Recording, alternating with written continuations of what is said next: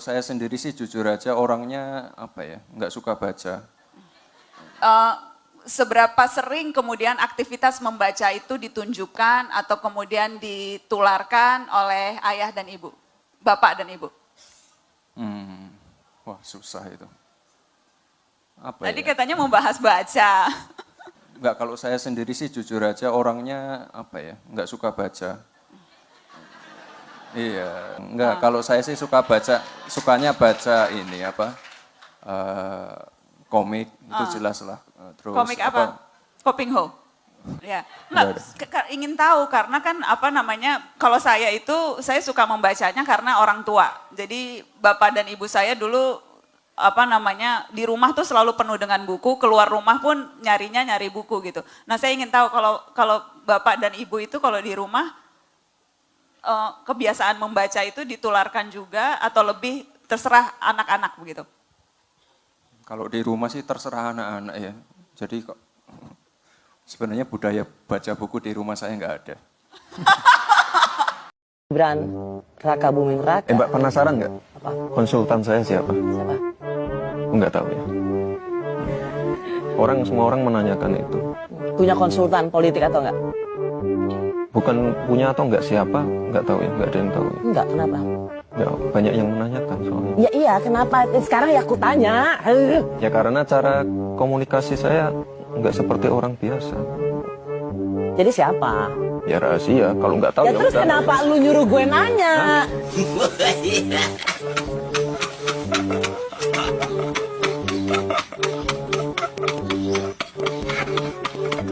Sempat disampaikan dulu tidak asal susunya tidak tahu dari mana, Mas. Itu sebenarnya susunya yang dibagikan dari mana ya, Mas?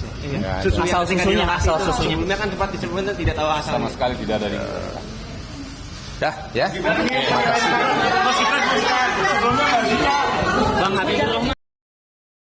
Insya Allah akan terbuka 19 juta lapangan pekerjaan untuk generasi muda dan kaum perempuan. 5 juta diantaranya adalah green jobs. Green jobs ini adalah peluang kerja di bidang kelestarian lingkungan.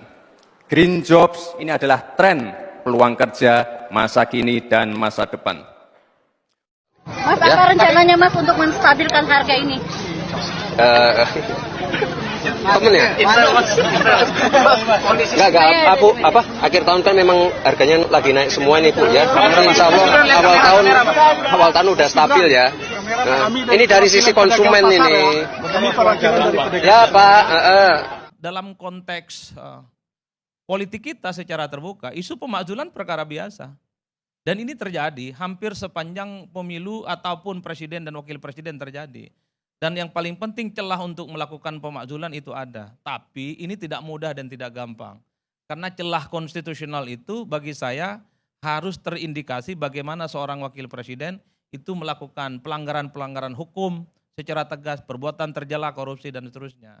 Nah, kalau kita membaca argumen dari Forum Purnawirawan TNI ini kan adalah proses pencalonan Gibran yang dipersoalkan, yang didasarkan pada putusan Mahkamah Konstitusi nomor 90 tahun 2023 soal syarat minimal umur calon presiden dan wakil presiden.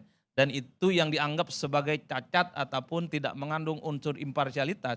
Itu yang persoalkan. Hasilnya tidak jelas, jadi anggota partainya juga tidak lama, berproses dari bawah juga tidak pernah terjadi, tapi karena dia adalah anak seorang penguasa, dia kemudian mendapatkan kemewahan di atas rata-rata. Siapa yang dikorbankan? Banyak hal yang dikorbankan. Pertama, kompetisi dikorbankan, jadi tidak sehat. Dimanapun di negara ini melawan kekuasaan politik itu nggak gampang. Jadi barang busuk sekalipun diusung, kalau diusung oleh kekuasaan, instrumen-instrumen yang saya kira seperti instrumen negara, itu pasti relatif dia akan memenangkan pertarungan. Kan itu yang sebenarnya menjadi perbincangan. Jadi Anda bagi siapapun boleh di negara ini untuk menjadi pejabat publik. Presiden, gubernur, bupati, wali kota, anggota dewan dan seterusnya. Tapi tolong berikan pendidikan politik yang bagus bagi kita. Bahwa Anda itu berproses dari awal. Inilah yang kemudian kenapa fenomena politik dinasti itu selalu diulang. Karena prosesnya itu tidak awal. Misalnya sorry to say seperti Mas Gibran. Apakah di negara ini tak ada orang lain? Dulu muncul nama Erick Thohir, muncul nama Ridwan Kamil, muncul Sandiaga Uno, ada Bu Hovifah. Nama-nama top yang saya kira punya pengalaman dan rekam jejak yang cukup panjang. Kenapa mereka tidak bisa maju? Kalau menggunakan logikanya Bang Faisal, karena bukan anak presiden. Kan itu saja. Erick Thohir kurang apa? Bikin PSSI mantap, sekolahnya di luar, bohir. Apalagi, panjang lah ceritanya, Sandiaga Uno apalagi dan seterusnya. Tapi karena garis tangan mereka itu bukan anak presiden, tak ada privilege dan kemudahan. Sehingga harapan mereka untuk berkompetisi dalam Pilpres harus hilang. Kan itu yang menjadi perbincangan kita. Bang Ade Armando saya respect dulu dengan tingkat idealismenya yang cukup tinggi. Partainya adalah partai anak muda, tolak politik dinasti. Tapi sorry to say bang, respect saya kan agak sedikit hilang dalam konteks itu. Saya justru berharap orang seperti Bang Ade Armando ini yang jadi ketua umum PSI. Bang Ade ini kurang apa coba? Bang Ade Armando ini kurang apa? Tolong jelaskan ke kita, doktor, ahli komunikasi, pejuang HAM dan pluralisme paling depan, siap mati dan dibully demi demokrasi dan toleransi, tapi nggak punya kesempatan untuk jadi ketua umum partai karena bukan anak penguasa. Ada sekjen yang spesialis seperti Bang Raja Juli Antoni. Bang Raja Juli itu kurang gimana? S2 dan S3-nya di luar negeri, PhD, bukan kaleng-kaleng sekolahnya, nggak jadi ketua umum partai. Kan itu saja yang diributkan oleh orang, bahwa Anda punya opportunity seperti yang lain untuk terpilih jadi gubernur, jadi wali kota, jadi ketua umum partai, nggak ada soal. Tapi monggo proses yang dilakukan itu sesuai dengan kaidah-kaidah demokrasi yang itu memang dari dulu kita pertahankan. Inilah yang disebut dengan sistem politik, sistem bernegara, dan sistem demokratisasi.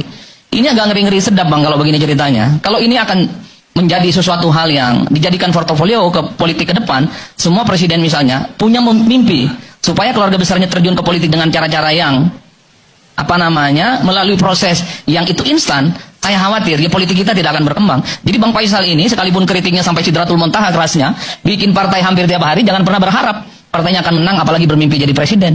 Padahal pengalaman politiknya, jadi aktivis dan seterusnya saya kira cukup luar biasa. Jadi hal-hal yang semacam inilah sebenarnya secara kritikal tanpa henti harus kita bicarakan. Saya kebetulan ngajar perilaku pemilih, partai politik dan pemilu.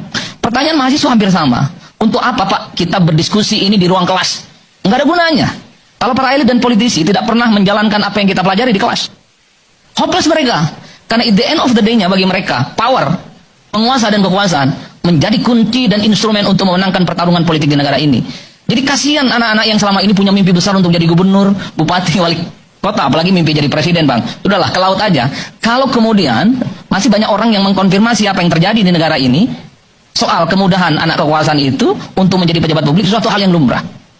Ini yang saya kira akan merusak bagaimana. Halo teman-teman, berjumpa bersama saya di Danpir 94. Ya, kita tahu bahwa saat ini negara kita dipimpin oleh Wakil Presiden Gibran Rakabuming Raka. Ya, beliau ini dulu sangat kontroversial ya, bahkan sampai detik ini juga teman-teman. Kenapa? Mulai dari isu Kuku Fafa, kemudian bagaimana isu melanggar undang-undang ya, dicalonkan dengan mengubah syarat pencalonan pilpres. Yang ketiga adalah bagaimana isu pemakzulan. Dan isu pemakzulannya ini pun akhirnya mati suri teman-teman ya. Tidak dibahas sama sekali. Ini membuat kita bingung ya. Jadi sangat kontroversial ya. Bagaimana Gibran perjalanan politiknya ya yang sangat instan ya, ini karena bapaknya menjadi presiden kala itu, dan banyak yang tidak menerima kehadiran Gibran ini ya, diejek, dikritik ya, dibilang pelangak-pelongo dan sebagainya.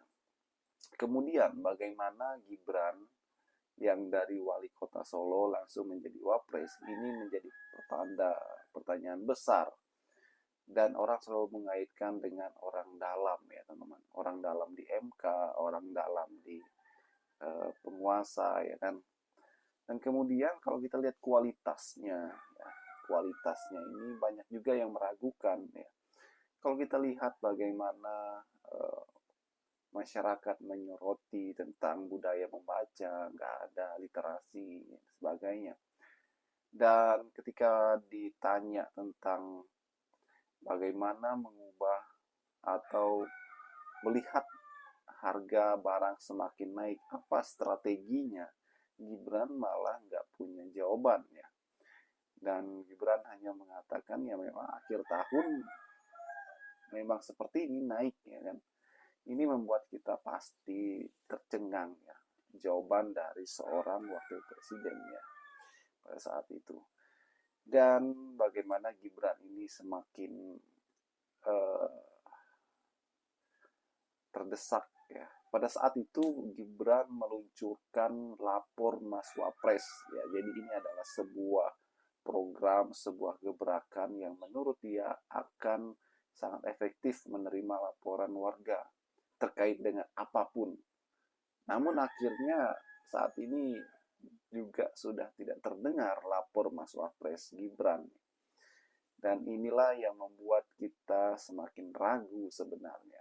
Ada apa? Bagaimana menurut kalian? Kita diskusi di kolom komentar ya. Sampai jumpa lagi. Salam.